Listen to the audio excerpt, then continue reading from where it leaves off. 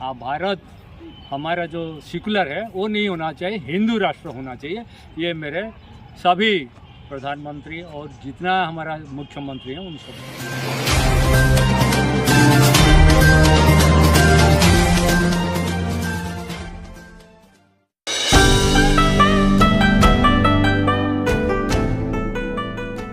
मैं आपको अवगत करा रही थी कि यहाँ पर तमाम देश के नहीं बल्कि विदेश के कोने से भी लोग घूमने आए हैं और जानना चाहते हैं कि आखिर बुद्ध का इस देश के लिए क्या महत्व है। यहाँ पर बाबूजी है, बाबूजी से जुड़ने का प्रयास करूँगी। बाबूजी नाम क्या है? सुशील प्रसाद पांडे फ्रॉम उड़ीसा। उड़ीसा से आए हैं, तो बाबूजी यहाँ आने का पर्पज़ क्या है आपका?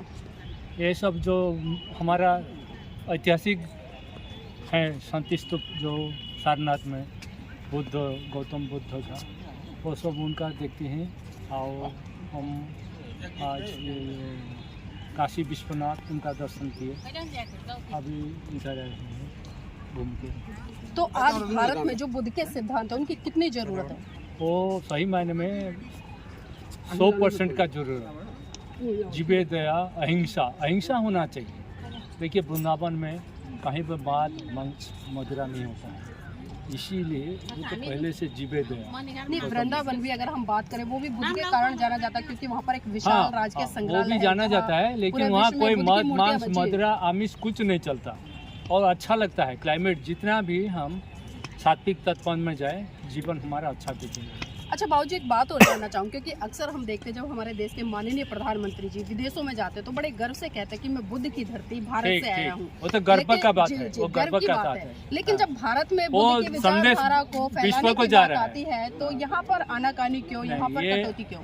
ये हर राज्य में सभी चीफ मिनिस्टर मुख्यमंत्री हैं, उनको ये संदेश जाना चाहिए कि जीवे दया जो गौतम बुद्ध का पहले थे वहीं पे आज सत्य से सत्य में और जो तप में साधना में, इसी में हमारा मूल्य है। लेकिन आज बुद्ध के सिद्धांतों पे लोग चल कहाँ रहे हैं बाबूजी? जो चलते हैं उसका जीवन अच्छा होता है। गुरु और गोविंद को जो फॉलो करते हैं, जो गुरु और गोविंद को फॉलो करते हैं, उनका जीवन में जो कुछ आए भी वो सब मंगल ही मंगल होता है। जी जी। इस देश के संविधान के रहते तो हमारा डॉक्टर अम्बेडकर कहे जाते हैं, उन्होंने एक ऐसे धर्म का अनुसरण किया और 1956 में जिस तरह से बताया जाता है, हम पढ़ते भी हैं कि उन्होंने हिंदू धर्म छोड़ के बौद्ध धर्म ग्रहण किया था और जो कि एक साइंटिफिक धर्म बताते हैं। उन्होंने 22 प्रतिज्ञा भी ली थी, तो उस पर क्या कहना है? वो ठीक है, वो तो उस टाइम का ज्ञानी थे और इसीलिए वो बुद्धिज्म को अडॉप्ट किया, वो सही मार्गदर्शन किया। मतलब आज के समय में ज्ञानी नहीं है वो? नहीं, ज्ञानी है। भारत हमारा जो सेकुलर है वो नहीं होना चाहिए, हिंदू राष्ट्र होना चाहिए।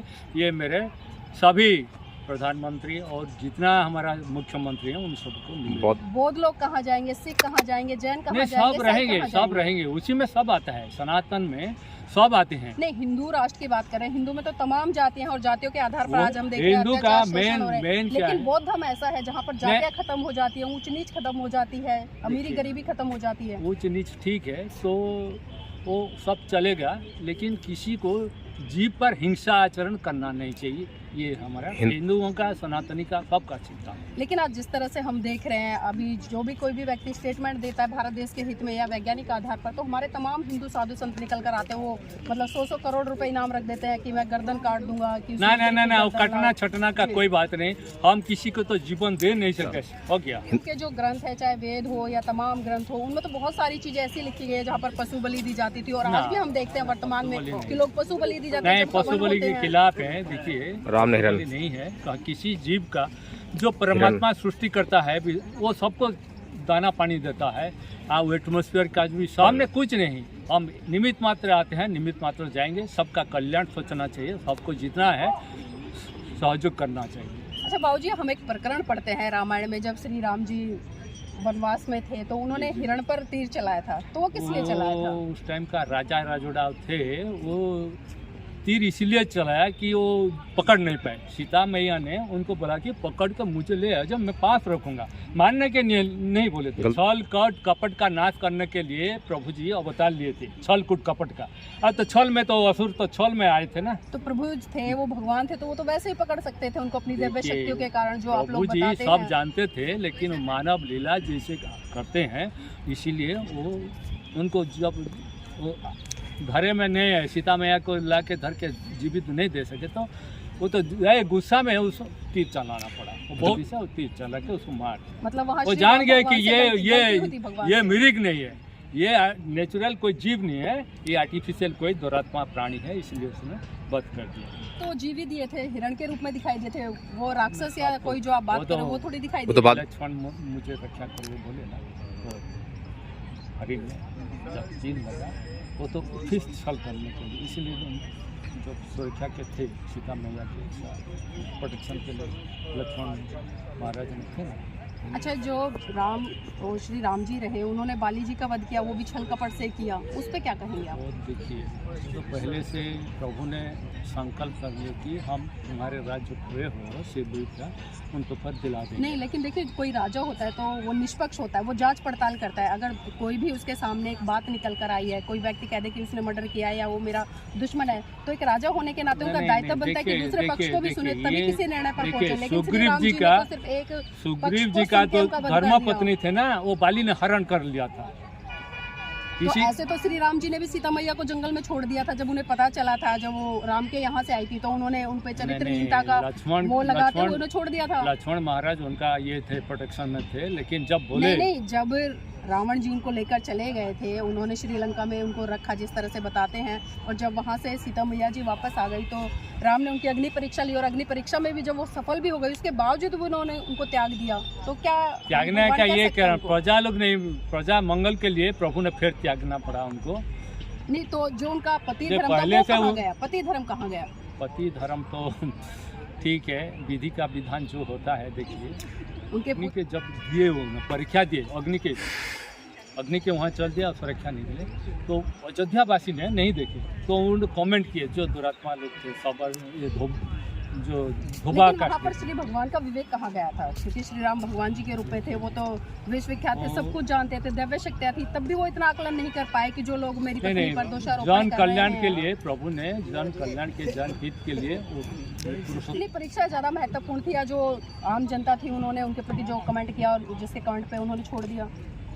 अग्नि परीक्षा कोई जरूरी नहीं थी मेरे हिसाब से, प्रभु तो जान लिए है ना। तो उस टाइम सीता मैया ने अग्नि परीक्षा नहीं दे के वो राम जी के साथ आ जाते तो जो थे। लेकिन बाबूजी, लगता ही नहीं है कि जब सीता मैया से उन्होंने अग्नि परीक्षा ली, वो भी तो जंगल में रहे थे ना, वो भी वन वन भटके थे, तो उन्हें भी अग्नि परीक्षा देनी चाहिए थी। विश्व संसार ऐसे संचालन कर रहा है परमात्मा, युग युग में आते हैं प्रभु, युग युग में अवतार लेके आते हैं। आज जन कल्याण हित के लिए, जीवों का हित के लिए और धर्म के रक्षा के लिए इनका अवतार अनिवार्य होता है। बाबूजी, कोई एक ऐसा देवता बताया, क्योंकि हिंदू धर्म में सुनता है कि 33 करोड़ सबको योनियां आते हैं, हैं, देखिए जो बिना हिंसा के काम करे या मानव कल्याण के लिए वो काम करे। जगन्नाथ धाम, हमारा श्री जगन्नाथ,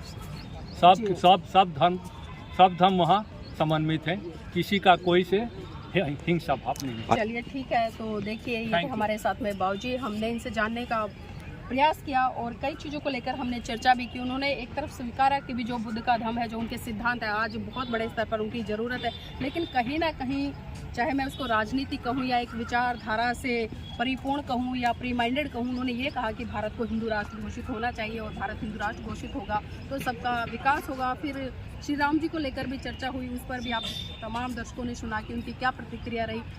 तो इसको हम एक तरह से विडंबना ही कह सकते हैं, क्योंकि जिस तरह से अभी बाबूजी ने बात करी, क्योंकि हमने श्री राम जी की कई गलतियां भी बताई, उसके बावजूद भी धर्म के आधार पर और आस्था के आधार पर उनकी गलतियों को भी स्वीकार करने के लिए तैयार नहीं है।